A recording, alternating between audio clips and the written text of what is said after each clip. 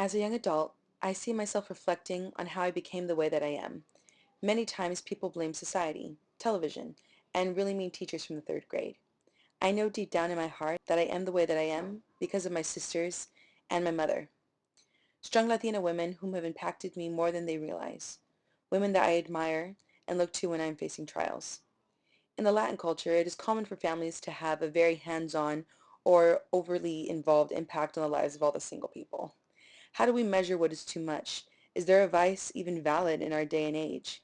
Should we trust the advice of our wise ancestors? More importantly, will we follow in their footsteps?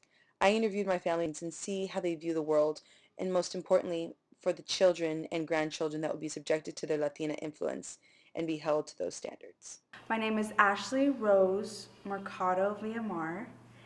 I'm 26. I'm a family law secretary and I am part of the United Pentecostal Church International Organization. My name is Angela Mercado, and I am 46 years old. I am a referral coordinator for a group of psych doctors, and I belong to a United Pentecostal Church. So my name is Amanda Gutierrez. I'm 24 years old and I am a mom and a legal assistant at the law offices of Paul Bates. A mother to a beautiful 3-year-old boy named David who Pinky promises everything. Don't think he knows the meaning of it. I believe the biggest misconception about women are that they have to do it all, and they don't have to do it all. Um, Partners were created for that. I don't like women being the breadwinner in her household if there is a man, if she is married, or if she is living with a partner. I don't like that the woman is the breadwinner. That's not every case. My mom was the breadwinner in our house because my father left when I was 8. Yes, women should marry, and they should marry their soulmate, because then we can bear children.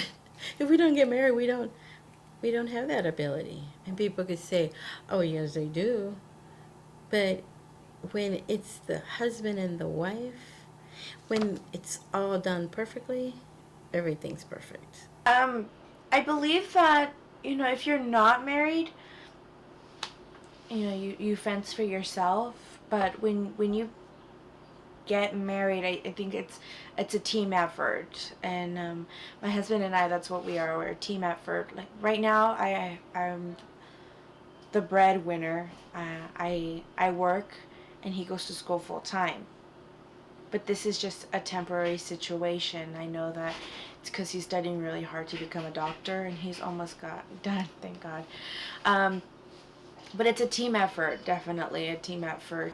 I do believe that women um, work just as hard as men. I believe that women can do anything, if not better than men. But I also believe that a woman has her place as well in the home. And it's hard because you play this role in business and administration, but at the same time you have to be just as good in the home as you are outside.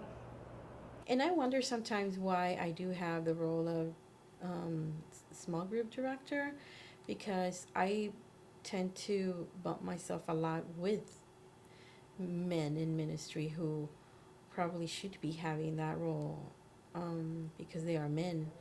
And I have to, a lot of times, have to deal with men taking orders from me. It's hard for them. And I try to be polite and patient and understand that that's something they're not used to. And that's not just in my church, in general. I read once in a book that said a woman can do anything and everything a man does, but a man can't. A man can't give a child, can't have, can't go through childbirth, but a woman can do anything. We all are created with a purpose. And whether it be to raise a great family, great children, or to really impact your community in helping women um, better themselves, or to become, I don't know, whatever you desire to do, whatever your purpose is in life. It is hard to find a good wife because she is worth more than rubies. Her husband trusts her completely. With her, he has everything he needs. She does him good and not harm as long as she lives. She looks for wool and flax and likes to work with her hands. She is like a trader's ship bringing food from afar. She gets up while it's still dark and prepares food for her family and feeds her servant girls. She inspects a field and buys it. With money she earns, she plants a vineyard. She does work with her energy and her arms are strong. She knows that what she makes is good. Her lamp burns late into the night. She makes thread with her hands and weaves her own cloth. She welcomes the poor and helps the needy. She does not worry about her family when it snows because they have all fine clothes to keep them warm. She makes coverings for herself. Her clothes are made of linen and other expensive material. Her husband is known at the city meetings where he makes decisions as one of the leaders of the land. She makes linen clothes and sells them and provides belts to the merchants. She is strong and is respected by the people, and she looks forward to the future with joy. She speaks wise words and teaches others to be kind. She watches over her family and never wastes her time. Her children speak well of her. Her husband also praises her, saying, "There are many fine women, but you are better than all of them." Charm can fool you and beauty can trick you, but a woman who respects the Lord should be praised. Give her the reward she has earned. She should be praised in public for what she has done. As a Latina mom to a Latina daughter, my expectation of her is to finish high school, go to a university, study whatever it is that she wants to study, and find a career um, that she wants to work at. As far as Vivian is concerned, which is my granddaughter, I don't have expectations. I want her to be the best she can be. I want her to know God the way we know God. I want her to serve God, fear God, and I want her to be what she was created to be. I really do.